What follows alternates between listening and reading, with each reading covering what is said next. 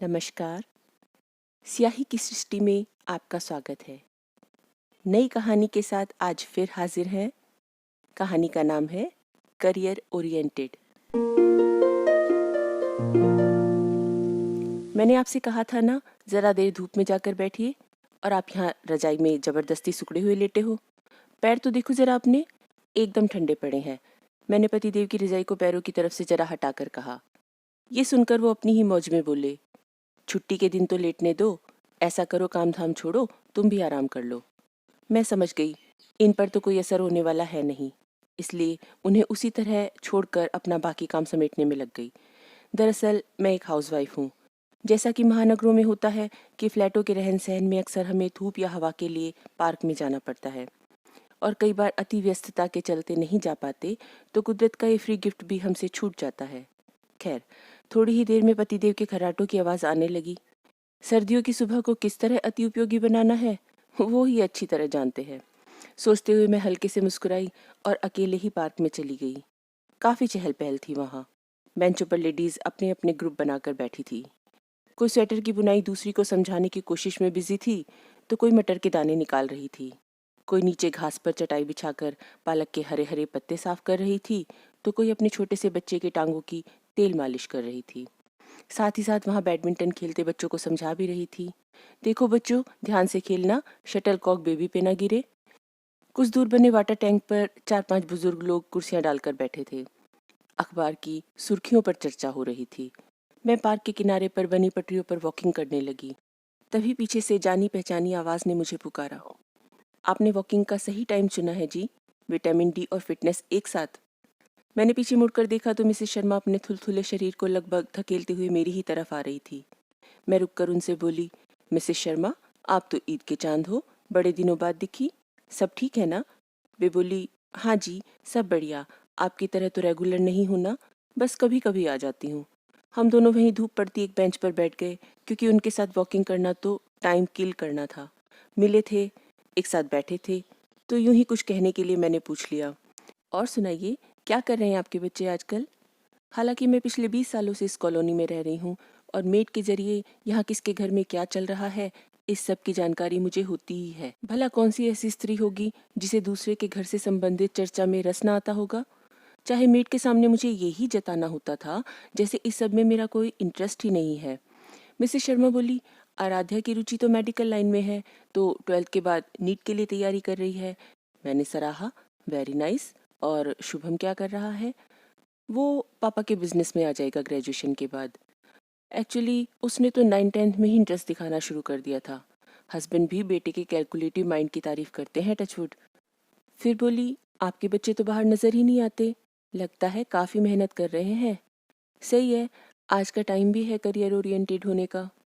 अब मेरी बारी थी अपने बच्चों के गुणगान करने की, तो मैंने भी पोथी खोल दी। हम्म काफी मेहनत कर रहे हैं दोनों भाई बहन। खाना खाने के लिए भी फुर्सत नहीं है, देर रात तक स्टडी करते रहते हैं। दिव्या ने 10th के एग्जाम्स में 98% लिए थे। पीसीएमबी ले लिया है। आप तो जानती ही हैं, पीसीएमबी टाइम कंज्यूमिंग स्ट्रीम है, सारा दिन लगी रहती है। और भानु भी आईआईटी से बीटेक कर रहा है, उसका फाइनल ईयर है इस बार।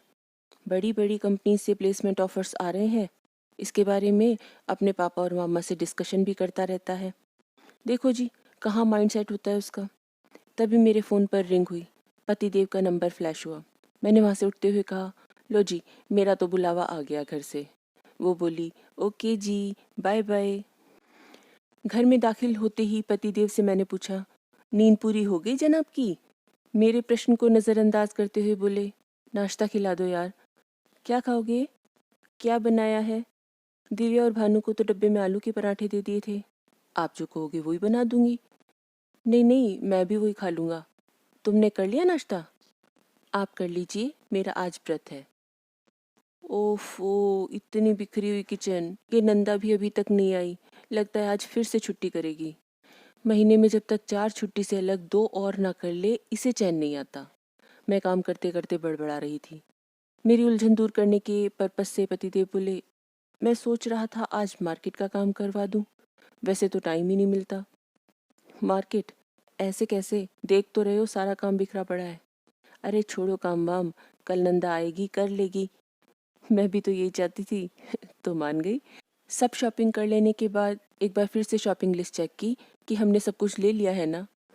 अब बारी थी ट्रैफिक से दो दो हाथ करने की। एक तो सर्दियों के दिनों में क्रिएटिव आवर्स वैसे ही कम होते हैं, दिन देर से शुरू होता है और जल्दी ख़त्म हो जाता है।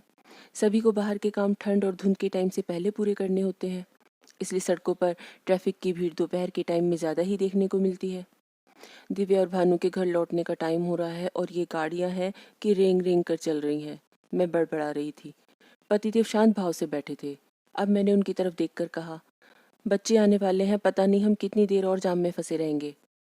तुम चिंता बहुत करती हो भाई, जब ब्लॉग देखेंगे तो फ़ोन कर लेंगे, थोड़ी देर बाहर वेट कर लेंगे और क्या। उन्होंने सामने का शीशा सेट करते हुए कहा। अच्छा, मुझे बात करनी है आपसे। क्या? भानु के करियर के बारे में क्या सोच रहे हो? सोचना क्या है, इस साल उसकी बीटेक पूरी हो जाएगी और उसके बाद का डिसीजन उसी पर ही छोड़ दो। जहाँ गाइडेंस की ज़रूरत होगी वहाँ साथ दूंगा। लेकिन जनाब के पैर तो आसमान पर पड़ते हैं। छोटी मोटी कंपनीज के ऑफ़र उसे समझ नहीं आते और एकदम से बड़ा ऑफ़र कोई मिलेगा नहीं जब तक कोई एक्सपीरियंस ना हो। वो तो ये भी कहता है कि यहाँ रहकर मुझे अपनी लाइफ स्पॉइल नहीं करनी। आज के टाइम में केवल ज़रूरतों को पूरा करने और घर चलाने के लिए नहीं कमाया जाता, अपने ड्रीम्स को सच करने के लिए लाइफ प्लान की जाती है। विदेश में सेटल होने के सपने देख रहा है। कहते कहते मेरा गला रुंध सा गया। बेटे को घर से दूर भेजने के ख्याल से ही अकेलापन मुझे दबोच रहा था। ये तो अच्छी बात है कि उसने अपने फ्यूचर के लिए सपने देखे हैं। माँ बाप की खुशी तो बच्चों की खुशी में ही होती है ना, चाहे वो इंडिया में रहे या इंडिया से बाहर।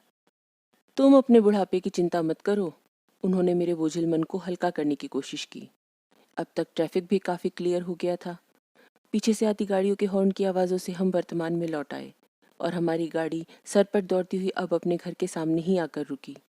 शाम के 5 बज चुके थे।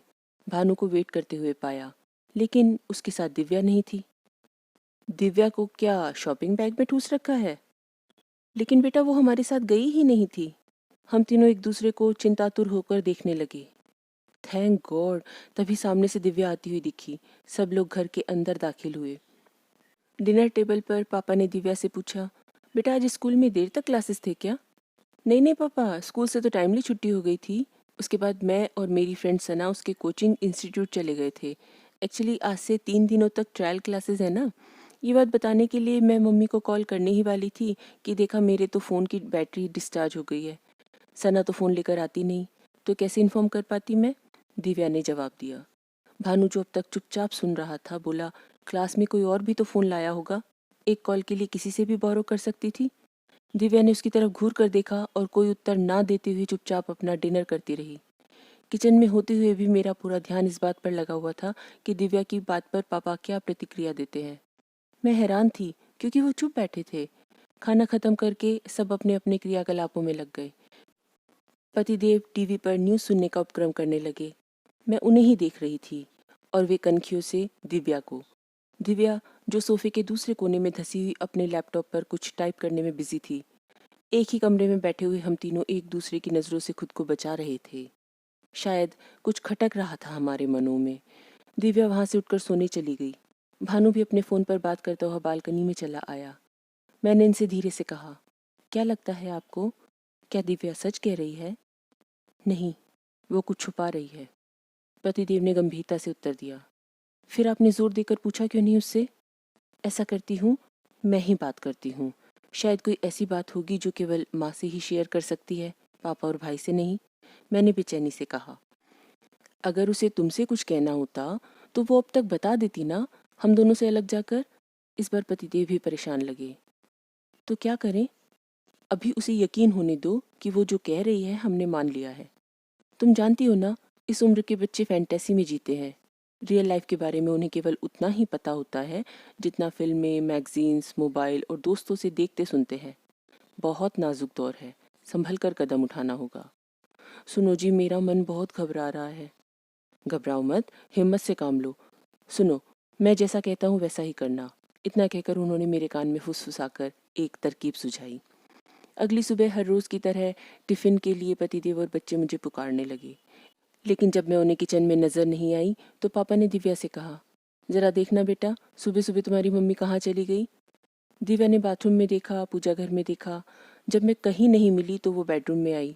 मुझे रजाई में लेटे देखकर बोली, मम्मी आपकी तबीयत ठीक नहीं है क्या? मैंने इस तरह से आँख खोलने का प्रयत्न किया जैसे मैं बहुत बीमार हूँ। करहाने की भी हल्की सी आवाज़ निकाली। ये देखकर वो घबरा गई। पापा और भाई को अंदर बुला लिया। डॉक्टर को भी बुलाया गया। ये डॉक्टर साहब पतिदेव के मित्र हैं और मेरी फैमिली का हेल्थ डिपार्टमेंट ये ही संभालते हैं। मुझे एग्जामिन करके वो बोले, लो ब्लड प्रेशर की वजह से चक्कर आ गए थे। सुनकर पतिदेव बोले, 1 हफ्ते में 4 तो व्रत करती हैं देवी जी। कमजोरी और बीपी लो नहीं होगा तो क्या होगा? अब खुद तो आराम करेंगी और बेचारे बच्चे सब काम धाम छोड़कर इनकी सेवा में लगे रहेंगे। बेटा दिव्या, आज तुम घर पर ही रहकर मम्मी की देखभाल कर लो। पापा आज मेरी बहुत इंपॉर्टेंट क्लास है, कैसे मिस कर सकती हूँ? टीचर भी इतनी स्ट्रिक्ट है, ना रिकॉर्डिंग मिलेगी ना नोट्स मिलेंगे। ऐसा करती हूँ नंदा को बोल देती हूँ, वो रह लेगी दिन भर मम्मी के पास। ठीक है तुम जाओ, नंदा को मैं फ़ोन कर दूंगा। तब तक नंदा आ चुकी थी। पीछे खड़ी सब सुन रही थी। झट से बोली, कोई नहीं भी बोलेगा तो भी मैं रह लेगी दिन भर मैडम जी के पास। चल तुझे स्कूल छोड़ देता हूँ, भानु ने दिव्या से कहा। दोनों बाइक पर सवार होकर निकल गए। डॉक्टर साहब को अपने नाटक में शामिल होने के लिए पतिदेव ने धन्यवाद दिया और मैंने झटपट बढ़िया सा नाश्ता हम तीनों के लिए बनाया। नंदा अचंभित होकर मेरा फुर्ती से काम करना देख रही थी। शायद वो ये समझने की कोशिश कर रही थी कि मैं इतनी जल्दी ठीक कैसे हो गई। नाश्ता करते समय हम आजकल के बच्चों के इनसेंसिटिव बिहेवियर के बारे में बात कर रहे थे। माहौल भारी होता देखकर डॉक्टर साहब ने पहल की, भाभी ये रेसिपी तो मुझे दे ही दो, घर पे जाके बीवी को अपने हाथ से बने गाजर मेथी के पराठे खिलाऊंगा। पतिदेव और डॉक्टर साहब के जाने के बाद घर को एक नज़र देखते हुए मैं सोचने लगी, माँ बाप क्यों रात दिन मेहनत करके बच्चों की सुख सुविधाओं के साधन जुटाने में अपने आप को घिसते रहते हैं? उन्हीं बच्चों के पास बीमार माँ के लिए टाइम नहीं होता। काम निपटा कर नंदा बोली, मैडम जी आप बोलेगी तो मैं रुक सकती है इधर, आज बाकी घरों की छुट्टी कर लेगी। नहीं नहीं तू जा, अब मैं ठीक हूँ। नंदा को भेजकर मैं भी दिव्या के स्कूल जाने के लिए निकल गई। रास्ते भर सोच रही थी स्कूल जाऊं या कुछ शॉपिंग करके घर वापस चली जाऊं। फिर सोचा चली ही जाती हूँ। वैसे भी पिछली 3 बार की पेरेंट्स टीचर मीटिंग में दिव्या मुझे या पापा को साथ नहीं ले गई थी और भानु तो कभी घर आकर कुछ नहीं बताता। स्कूल में किससे किससे मिला, क्या क्या बातें हुई। प्रिंसिपल ऑफिस में दाखिल होते हुए मैंने ग्रीट किया, गुड मॉर्निंग मैम। उन्होंने मेरी तरफ देखते हुए कहा, वेरी गुड मॉर्निंग मैम। आप 11th C दिव्या तलवार की मम्मी ना? Yes ma'am. You remember me? Of course, please be seated. उन्होंने मेरा स्वागत किया। अब कैसी हैं आप? उन्होंने पूछा। क्या इतनी जल्दी मेरा हेल्थ स्टेटस स्कूल तक पहुंच गया? इसका मतलब दिव्या मेरे लिए परेशान हो रही होगी। मैं मन में सोच ही रही थी कि उन्होंने कहा, अभी आपको रेस्ट ही करना चाहिए था। ये सर्जरी काफ़ी पेनफुल होती है और बाद में भी काफ़ी प्रिकॉशंस लेने पड़ते हैं। Please take care of yourself. मुझे कुछ समझ नहीं आ रहा था कि किस बारे में बात हो रही है। उन्होंने आगे कहा, by the way you are a strong lady, कि कल आपने हॉस्पिटल से डिस्चार्ज लिया और आज बेटी के स्कूल आ गई, वो भी अकेले, विदाउट एनी सपोर्ट। वो मुस्कुराकर मुझे ऐसे देख रही थी जैसे स्कैन कर रही हूँ। मैं असहज हो रही थी। आप किस बारे में बात कर रही हैं मैम? I can't understand. मेरी कोई सर्जरी नहीं हुई है। मैंने बात की तह में जाने के लिए सच बोलना ही ठीक समझा। ये सुनकर उनके चेहरे का रंग बदल गया। पीएन के थ्रू दिव्या को बुलवाया गया। मुझे अचानक इस तरह स्कूल में देखकर दिव्या सकपका गई। वो डर से कांप रही थी। अपनी पोल खुलने का डर था। उसकी आंखों में आंसू झलमला रहे थे। उससे जो कुछ भी पूछा जा रहा था वो उसका जवाब नहीं दे पा रही थी, क्योंकि वो अब अपना झूठ नहीं संभाल पा रही थी। पूछताछ के दौरान दिव्या की सब्जेक्ट टीचर्स को भी बुलवाया गया। सबने एक ही बात बताई कि पिछले 2 महीने की केवल 12 प्रेजेंस है और किसी भी सब्जेक्ट में पास नहीं हुई। पढ़ाई डिस्टर्ब होने की वजह बताई गई मम्मी की बाईपास सर्जरी। मेरे पैरों तले जमीन सरक गई। दिव्या से ज़्यादा तो अब मेरी हालत ख़राब हो रही थी। गुस्से और शर्म से मैं कांप रही थी। प्रिंसिपल बोली, इस दौरान हमने आपके नंबर पर भी कांटेक्ट करने की कोशिश की, मैसेज भी भेजा, स्कूल की वेबसाइट से आपको मेल भी भेजी गई, लेकिन कोई रिस्पॉन्स नहीं आया। मुझे तभी याद आया कि 2 महीने पहले मेरा फ़ोन चोरी हो गया था और अभी पिछले 20-22 दिनों से ही नया सिम एक्टिवेट हुआ है। मुझे अपने लापरवाह होने पर बहुत गुस्सा आया। क्यों नहीं मैंने पहले कोशिश की दिव्या के स्कूल आने की? मैं सिर पकड़कर बैठ गई। लग रहा था कि अभी तक तो सर्जरी केवल एक झूठ बात थी, लेकिन इन सब हालातों में तो सचमुच अटैक आ ही जाएगा। जैसे तैसे लुटी पिटी ठगी सी मैं दिव्या को लेकर घर आ गई।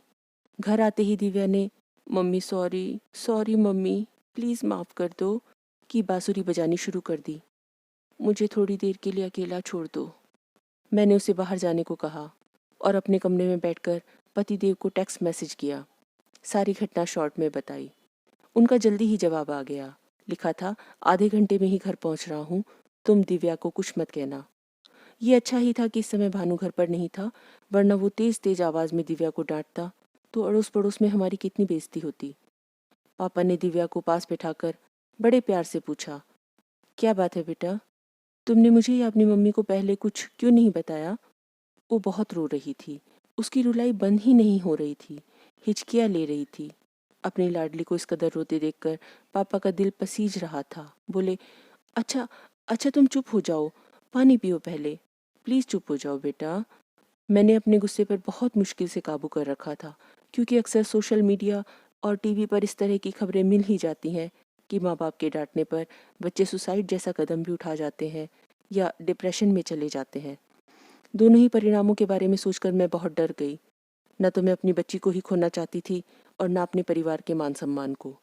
सो चुप बैठी रही और उसके बोलने की प्रतीक्षा करती रही। जब दिव्या की हिचकियाँ थमी तो पापा ने पूछा, क्या हुआ बेटा? स्कूल से फ़ोन आया था तो एज सुन एज पॉसिबल मैं यहाँ तुम्हारे पास बैठा हूँ। दिव्या चुप बनी रही। वो मेरी ही तरफ देखी जा रही थी। काफ़ी देर की चुप्पी के बाद पतिदेव बोले, मुझे अपनी बेटी से अकेले में बात करनी है, इफ़ यू डोंट माइंड तो प्लीज़। उनकी बात पूरी होने से पहले मैं कमरे से बाहर आ गई और दरवाजे से कान लगाकर सुनने की कोशिश करने लगी। देखो बच्चे, तुम किसी भी तरह की बात मुझसे शेयर कर सकती हो, डरने घबराने की कोई ज़रूरत नहीं है। पापा की हिमायत पाकर उसने बोलना शुरू किया। जब देखो तब मम्मी अपने सो कॉल्ड रिश्तेदारों और सोशल सर्कल के बच्चों की सक्सेस स्टोरी सुनाती रहती हैं। उनके दबाव में आकर मुझे साइंस साइड लेनी पड़ी।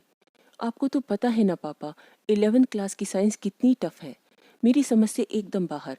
पिछले 4 महीनों में मुझे एक भी क्लास समझ नहीं आई। Can you believe this? पापा, मैं अपनी मर्जी से स्ट्रीम लेना चाहती थी।